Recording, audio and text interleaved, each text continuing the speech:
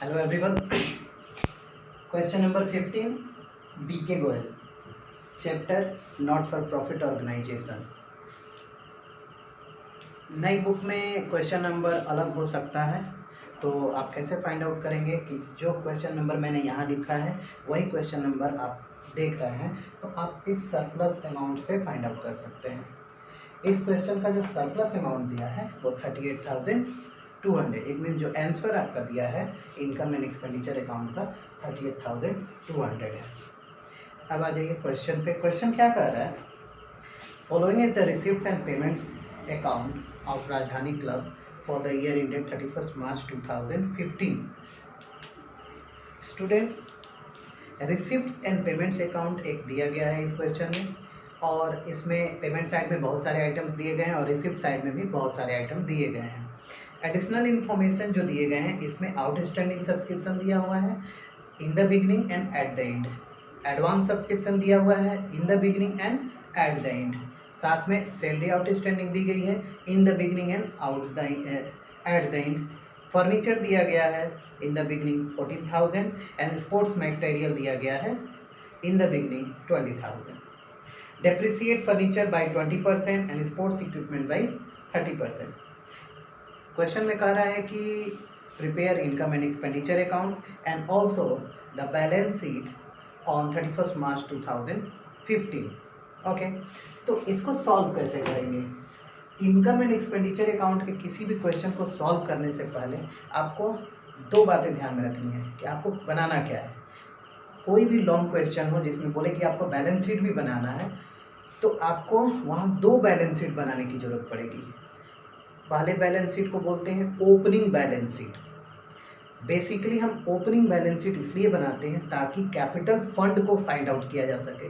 Capital fund means होता है excess assets over liabilities, excess assets over liabilities, यानी कि एसेट साइड ज़्यादा होगा, लायबिलिटी साइड कम होगा, तो जो डिफरेंसेस होंगे उसको हम कैपिटल फंड से एडजस्ट करते हैं लायबिलिटीज साइड में। तो ये कैपिटल फंड फाइंड आउट करने के लिए ओपनिंग बैलेंस शीट बनाना पड़ता है।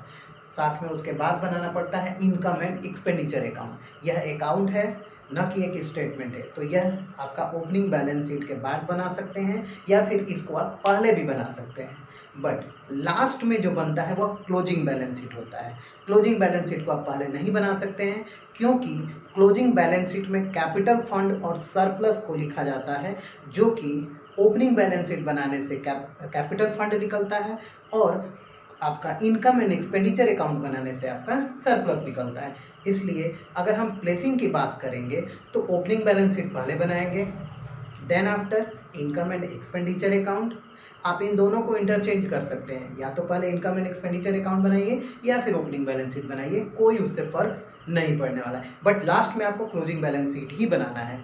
क्वेश्चन पे आते हैं। सबसे पहले जैसे कि मैंने बोला कि या तो आप ओपनिंग बैलेंस शीट बनाइए या फिर इनकम एंड एक्सपेंडिचर अकाउंट बनाइए, तो मैं first priority opening balance sheet को दूंगा और मैं यहाँ पे ओपनिंग बैलेंस शीट बना रहा हूँ। क्या लिखेंगे यहाँ पे? Opening balance sheet as on, किस डेट पे बनाना है? 1 अप्रैल 2020। नई एडिशन में 20 और 21 आपका एंडिंग ईयर हो सकता है, फाइनेंशियल ईयर 2021 हो सकता है, इसलिए मैंने 20 ही लिखा है। मेरी बुक में 2014 ओपनिंग है और 2015 क्लोजिंग है, बट एज पर मैं न्यू बुक में यहाँ पे न्यू एडिशन मैंने यहाँ लिख दिया है as on 1 April 2020। Okay, now format, balance sheet का फॉर्मेट हम लोग बना लेंगे। जो आपका लेफ्ट हैंड साइड होता है, जो लेफ्ट हैंड साइड है और जो राइट हैंड साइड है आपका, ये आपका राइट हैंड साइड हो गया और ये लेफ्ट हैंड साइड हो गया। तो जो राइट हैंड साइड होगा वो एसेट साइड को यहाँ पे डिनोट कर रहा है और जो लेफ्ट हैंड साइड है वो लायबिलिटी साइड को हमने यहाँ पे लिख दिया है, liability side and asset side. अब कैसे, क्या आइटम को यहाँ पे प्लेस किया जाएगा? आपको पता है कि ये बैलेंस शीट है, तो बैलेंस शीट में केवल और केवल एसेट्स और लायबिलिटीज़ को लिखा जाता है। रिकरिंग नेचर के एक्सपेंसेस को हम इसमें नहीं लिखते, यानी कि नॉमिनल अकाउंट इसमें नहीं लिखा जाता है। यह एक प्रकार का combination of personal and real account होता है। तो कौन से आइटम्स को यहाँ हम लिखेंगे और कैसे लिखेंगे? Come to the receipt and payment account. आप अगर देखेंगे इस क्वेश्चन में तो रिसिप्ट और पेमेंट अकाउंट में 3 आइटम्स दिए गए हैं ओपनिंग बैलेंस में। टू बैलेंस बीडी करके एज ऑन 1 अप्रैल 2014 दिया गया है। Cash in hand 4000, cash in deposit account 16000 and cash in current account 5200। आप कैश ओपनिंग वाला आप यहाँ लिख दीजिए। कैश इन हैंड कितना दिया है 4000। कैश इन डिपॉजिट अकाउंट ये आपका दिया है 16000। Cash in current account, cash in current account ये आपका दिया है 5200। अब हम रिसिप्ट एंड पेमेंट अकाउंट से कोई भी आइटम यहाँ ओपनिंग बैलेंस शीट में ट्रांसफर नहीं करेंगे, क्योंकि कोई भी आइटम 1 अप्रैल 2020 या फिर 31 मार्च 2020 के डेट पे नहीं दिया है। Come to the additional information. Additional information में आप जब देखेंगे तो वहाँ दिया है outstanding subscription in the beginning. It mean 31 March 2020 पे आउटस्टैंडिंग जो सब्सक्रिप्शन दे रहा है वो 7000 है, यानी कि प्रीवियस ईयर का ये आउटस्टैंडिंग है। तो प्रीवियस ईयर के बैलेंस शीट में आउटस्टैंडिंग का मतलब क्या होता है? आउटस्टैंडिंग का मतलब बकाया, अभी भी नहीं मिला। तो जब नहीं मिला है, आपका इनकम अभी रिसीव नहीं हुआ है, तो ये आपकी प्रॉपर्टी लिखेंगे, इसको एसेट साइड में लिखेंगे। क्या लिखेंगे? Outstanding subscription. आउटस्टैंडिंग सब्सक्रिप्शन कितना लिखेंगे हम? 7000। उसके बाद advance subscription. Someone has given in advance that subscription amount for the next financial year. क्या होगा? आपके लिए लाइबिलिटीज है, तो लाइबिलिटीज को कहाँ लिखेंगे? Advance subscription. एडवांस सब्सक्रिप्शन कितना लिखेंगे? 2000 दिया गया है। आउटस्टैंडिंग सैलरी, 2 सैलरी आउटस्टैंडिंग दिया गया है, एक ओपनिंग डेट पे और एक क्लोजिंग डेट पे, यानी कि एक 2020 के डेट पे 1 अप्रैल 2020 और एक दिया है 31 मार्च 2021। हम ये बना रहे हैं 2020 के डेट पे 1 अप्रैल, तो हम क्या लिखेंगे? 31 मार्च 2020 के डेट पे जो दिया गया है आउटस्टैंडिंग सैलरी उसको लिखेंगे। और आउटस्टैंडिंग सैलरी एक्सपेंसेस अगर ड्यू हुआ है, पेड नहीं है, तो this is the liabilities of the organisation. तो लाइबिलिटीज को लाइबिलिटी साइड में लिखेंगे। क्या लिखेंगे यहाँ पे? Outstanding salaries. कितना बताया सैलरी है? 1200। Next furniture. अब जो भी प्रॉपर्टी है इस डेट पे आप फर्नीचर लिख दीजिए। फर्नीचर जो है वो दे रहा है 10000। फिर आपका स्पोर्ट्स इक्विपमेंट जो दे रहा है वो कितना है? स्पोर्ट्स इक्विपमेंट 20,000 दिया हुआ है। ये सब चीज़ें, सभी आइटम्स हमने यहाँ पे लिख दिए। रिसिप्ट एंड पेमेंट अकाउंट में जो भी आपके फर्नीचर या फिर इन्वेस्टमेंट जो भी दे रहा है वो ड्यूरिंग द ईयर खरीदा गया है, यानी कि वो इस डेट का नहीं है, वो इसके बाद के डेट का है, तो ओपनिंग बैलेंस शीट में उसको नहीं लिखेंगे। रिसिप्ट एंड पेमेंट अकाउंट से कोई भी प्रॉपर्टी हम यहाँ डायरेक्ट ट्रांसफर नहीं करेंगे, क्योंकि ये ओपनिंग बैलेंस शीट है जो कि प्रिपेयर किया जा रहा है ऑन 31 मार्च 2020 के लिए और 1 अप्रैल 2020। तो यहाँ पे कोई भी आइटम ट्रांसफ़र नहीं करेंगे। अब यहाँ पे कोई भी आइटम ट्रांसफ़र हम लोग नहीं करेंगे, तो क्या करेंगे? इसको क्लोज कर देते हैं। देखिए कितना आ रहा है? 16 + 4,000 20,000 20,000 27,000 27,000 एंड 5,000 32,200 32,200 + 10,000 42,200 42,000 + 20,000 62,200। ये आएगा 62,200। अब बेसिकली ये ओपनिंग बैलेंस शीट बनाया ही जाता है कैपिटल फंड फाइंड आउट करने के लिए। ये कैपिटल फंड निकलता कैसे है? जब एसेट साइड ज़्यादा होता है और लाइबिलिटी साइड कम होता है, तो जो डिफरेंसेस होता है उसको हम किससे एडजस्ट करते हैं? कैपिटल फंड से। तो कैपिटल फंड कितना आएगा? इसको बैलेंसिंग फिगर बोलते हैं। बैलेंसिंग फिगर कितना आएगा? 3,200 अगर आप माइनस कर देंगे इसमें से, तो आपका रिजल्ट आएगा 59,000। इट मीन्स आपका कैपिटल फंड कितना आया? 59,000। Is that clear? अब मैं इसको मिटा करके नेक्स्ट हमारा स्टेप क्या होगा? We will prepare income and expenditure account. Income and expenditure account किस डेट पे हम बनाएंगे? इनकम एंड एक्सपेंडिचर अकाउंट हम लोग बनाएंगे ऑन 31 मार्च 2021। क्या लिखेंगे यहाँ पे? Income and expenditure account for the ended year March 31st 2021। ठीक उसी प्रकार लेफ्ट हैंड साइड यहाँ पे क्या रिप्रेजेंट करता है? एक्सपेंडिचर को। यह एक नॉमिनल अकाउंट होता है। कौन सा अकाउंट होता है? नॉमिनल अकाउंट होता है। नॉमिनल अकाउंट में क्या होता है? All expenses and losses so debit balance. तो यहाँ पे हम लिखते क्या है? एक्सपेंडिचर, क्योंकि ये डेबिट साइड हमेशा शो करता है और इनकम हमेशा क्रेडिट बैलेंस शो करता है इन नॉमिनल अकाउंट। यहाँ पे हमने बना दिया series. Income and expenditure account के एक्सपेंडिचर साइड में जब भी आपको लिखना हो तो आप रिसीप्ट एंड पेमेंट अकाउंट के पेमेंट साइड को चेक करिए। क्यों पेमेंट साइड को चेक करेंगे? क्योंकि पेमेंट करने का मतलब आपने एक्सपेंसेस किए हैं। रिसिप्ट एंड पेमेंट साइड में दो तरह के एक्सपेंसेस होते हैं, पहला कैपिटल नेचर का, दूसरा रिवेन्यू नेचर का। But income and expenditure account में केवल और केवल रिवेन्यू नेचर के आइटम को ही ट्रांसफर करेंगे, यानी कि जो रेकरिंग नेचर का है, जो बार बार हो सकते हैं, वैसे एक्सपेंसेस को हम लोग ट्रांसफर करेंगे। या फिर जो बार बार इनकम हो सकते हैं, एक साल में कई बार जो रिपीटेटिव नेचर के होते हैं, जो कई बार रिपीट होकर के इनकम होते हैं, उसको हम लोग इनकम साइड में ट्रांसफर करते हैं। Come to the expenditure side. Expenditure side में क्या है? Staff salary. क्या लिखेंगे? To staff salary. Staff salary कितना है? 35,400। इसमें करेंगे क्या? एडजस्टमेंट में आप देखेंगे आउटस्टैंडिंग सैलरी दिया गया है सीरीज। बकाया अगर एट द एंड पे है तो वो कौन से फाइनेंशियल ईयर से बिलोंग कर रहा है? वो उस फाइनेंशियल ईयर से बिलोंग कर रहा है जिसका आप बना रहे हैं, यानी कि वो कंसर्न फाइनेंशियल ईयर का है तो उसको ऐड कर देंगे। बट अगर बकाया 31 मार्च 2020 के डेट पे अगर है, 21 नहीं, 31 मार्च 2020 के डेट पे अगर बकाया है तो वो कौन से फाइनेंशियल ईयर का है? वो 1 अप्रैल 2019 टू 31 मार्च 2020 के डेट का है, तो उसको माइनस कर देंगे। यानी कि आउटस्टैंडिंग इन द बिगिनिंग को माइनस करेंगे और आउटस्टैंडिंग एट द एंड को ऐड कर देंगे। करते हैं यहाँ पे आउटस्टैंडिंग एट द एंड कितना होगा? यहाँ पे एट द एंड जो दिया है आउटस्टैंडिंग सैलरी 1800 है, लेस क्या करेंगे? Outstanding in the beginning. ये कितना है? आउटस्टैंडिंग इन द बिगनिंग कितना है? 1200।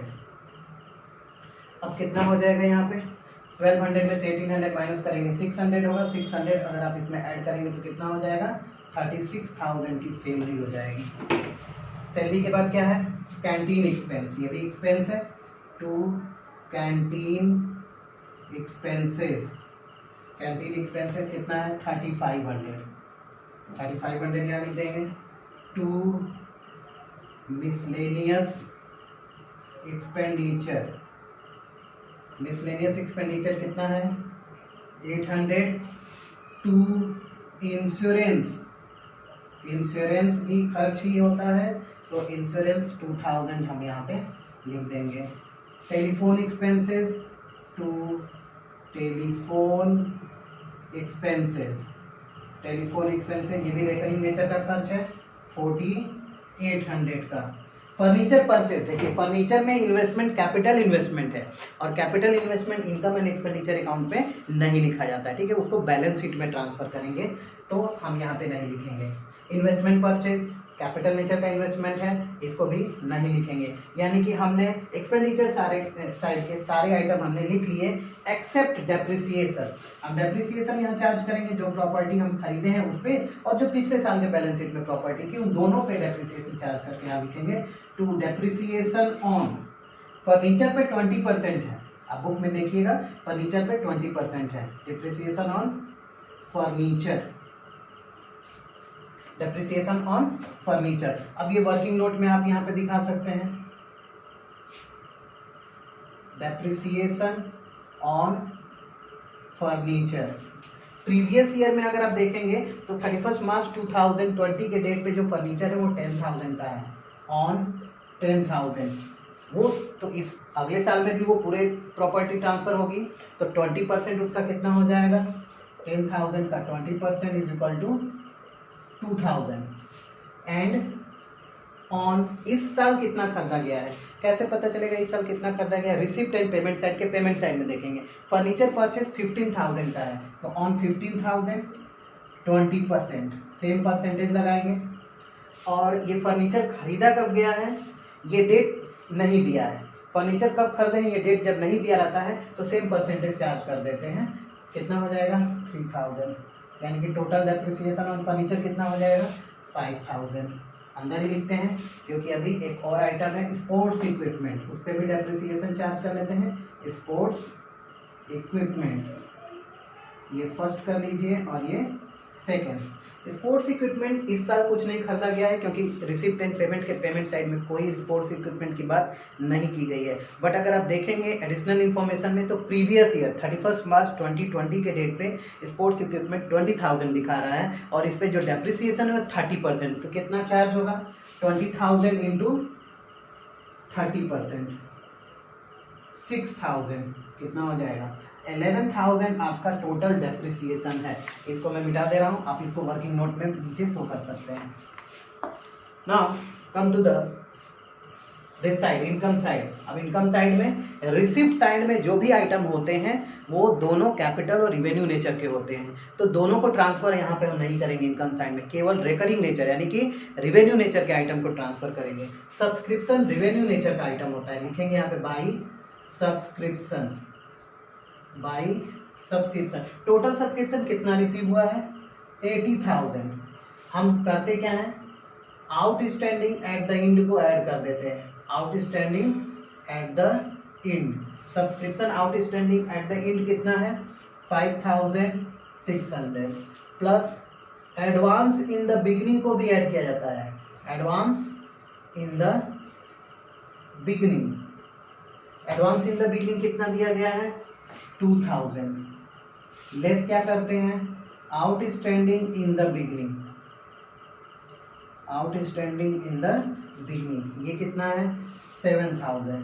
ब्रैकेट में इसको लिख देते हैं minus advance at the and, at the and ये कितना हो जाएगा 2,500। इसको भी ब्रैकेट में लिखते हैं 7,000 और 2,500 कितना हो जाएगा 9,500 और इन दोनों को जोड़ेंगे तो कितना हो जाएगा 7,600, 7,600, 9,500, 7,600, 0,091, 1,900 निगेटिव वाला पोर्शन ज्यादा है ना तो 1,900 माइनस कर देंगे कितना आएगा 78,100। सब्सक्रिप्शन आया कितना 78,100। अब फिर क्या लिखेंगे एंट्रेंस फीस भी रिवेन्यू नेचर का होता है, बार बार ये रिसीव होता है क्योंकि मेंबर जब जब एंट्री लेते हैं ऑर्गेनाइजेशन में तब तब उनको मेंबरशिप फीस यानी कि एंट्रेंस फीस देनी पड़ती है by entrance fees. Entrance fees कितना रिसीव हो रहा है 12,000। लाइफ मेंबरशिप फीस नहीं दिया जाता है। लाइफ मेंबरशिप फीस होता क्या है when that member want to become as a whole time member, okay, lifetime member of an organization, they paid aggregate or lump sum amount, okay, to the organization and that lump sum amount is called life membership fees। तो life membership fees 15,000 इसमें नहीं लिखते हैं, उसको balance sheet में लिखते हैं, capital nature का है ना। न्यूज़पेपर सेल्स उसको लिखेंगे बाई न्यूज़पेपर्स सेल्स या फिर सेल्स ऑफ न्यूज़पेपर 200 का बेचे हैं। कैंटीन कलेक्शन भी लिखते हैं बाई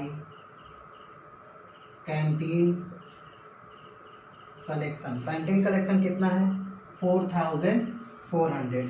इंटरेस्ट ऑन डिपॉजिट लिखेंगे बाई इंटरेस्ट ऑन डिपॉजिट कितना है 1,600 हो गया। हमने रिसिप्ट साइड के जो भी रेवेन्यू नेचर के आइटम थे हमने इनकम साइड में यहाँ पे ट्रांसफर कर दिया। अब कुछ भी आइटम इसमें नहीं लिखेंगे, ऐड कर देते हैं इसको 78,100 ये कितना हो जाएगा 70 + 10 80 80 and 10 90 90,300 90,300 and 4,000 94,700 94,000 and 1,000 95,000 95,700 95,000 and 96,000, 97,300, 97,300, 97,300 total हो गया 97,300। अब यहाँ पे जल्दी से इसको टोटल कर लेते हैं। 36,000 and 3,000, 39,000, 39,000 and 1,300, 40,300, 42,300, 42,300 and 47,100, 47,100 and 48,100, 58,100। इसमें से माइनस कर देते हैं 58,100, 0 0 2 9 और 39,200। So your answer, it is there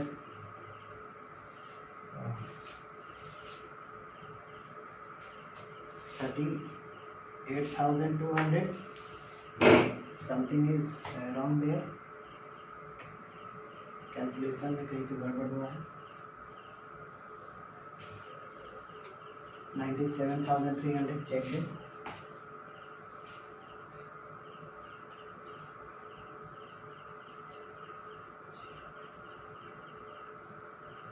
This one is 96,300. Okay, 96,300. Now it will come here 36 plus 3, 39,000, 39,000, 40,300, 42,300 and 42,300 and 47,100, 47,000, 48,100 and 58,100.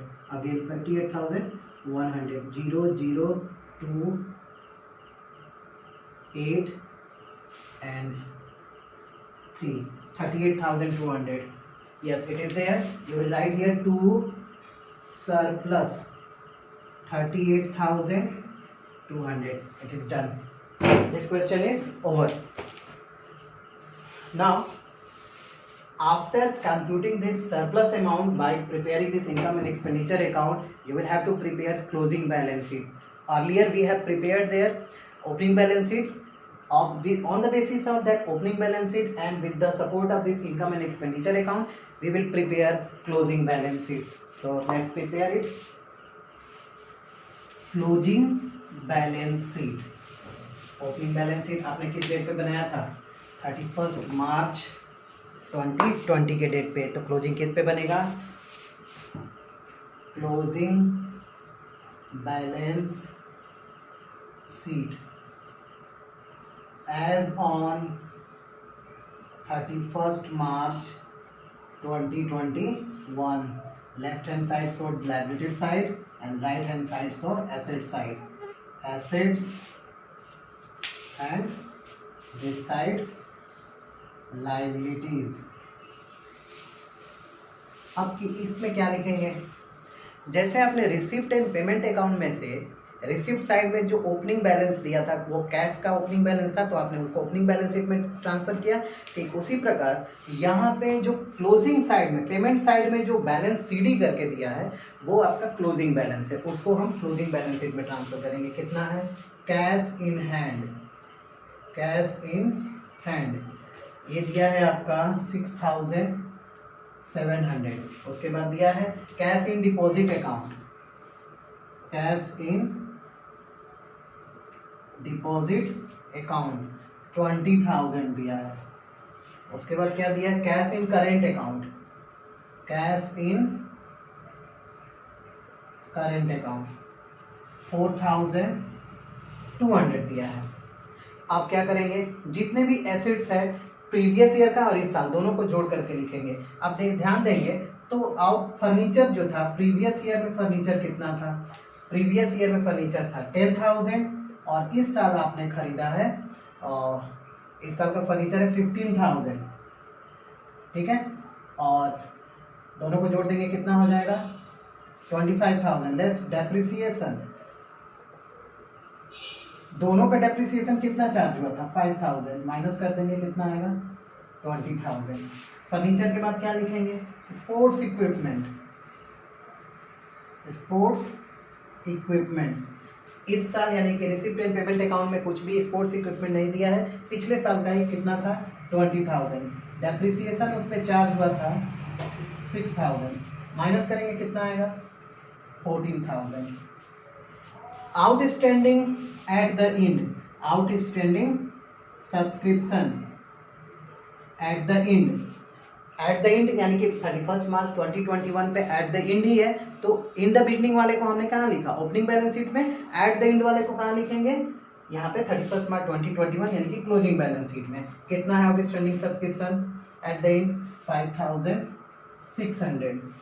Advance subscription eight the and liabilities है भाई, एडवांस में आपको मिला है ना इनकम, तो ये आपकी लाइबिलिटीज ही है। एट द एंड कितना है 2,500।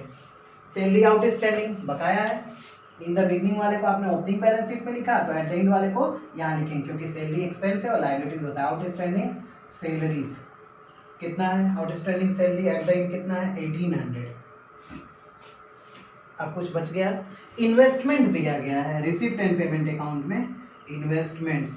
इन्वेस्टमेंट्स कितने दिए गए हैं 46,000 यहाँ पे लिख लेंगे हम लोग, और बाकी सब कुछ लिख दिया गया है। स्टाफ सैलरी नहीं लिखेंगे, कैंटीन एक्सपेंस नहीं लिखेंगे, मिसलेनियस एक्सपेंस नहीं लिखेंगे, इंश्योरेंस नहीं लिखेंगे, टेलीफोन एक्सपेंस नहीं लिखेंगे, फर्नीचर है लिख लिया गया है, इन्वेस्टमेंट भी हमने लिख दिया है, यानी कि इस साइड का हमने सब कुछ लिख दिया है। Now come to this side. मैंने बोला ना ओपनिंग बैलेंस शीट हम लोग क्यों बनाते हैं, कैपिटल फंड फाइंड आउट करने के लिए, और उस कैपिटल फंड के सपोर्ट से ही हम क्लोजिंग बैलेंस शीट बनाते हैं। यहाँ क्या लिखेंगे कैपिटल फंड, क्योंकि मैंने यहाँ पे अब इरेज कर दिया है तो मैं आंसर से ही देख लेता हूँ। कैपिटल फंड 59,000 हम लोग का आया था, तो 59,000 यहाँ पे है, प्लस कर देंगे surplus I think that 38,200 it was 38,200, yes it is 38,200। दोनों को आप जोड़ दीजिए कितना हो जाएगा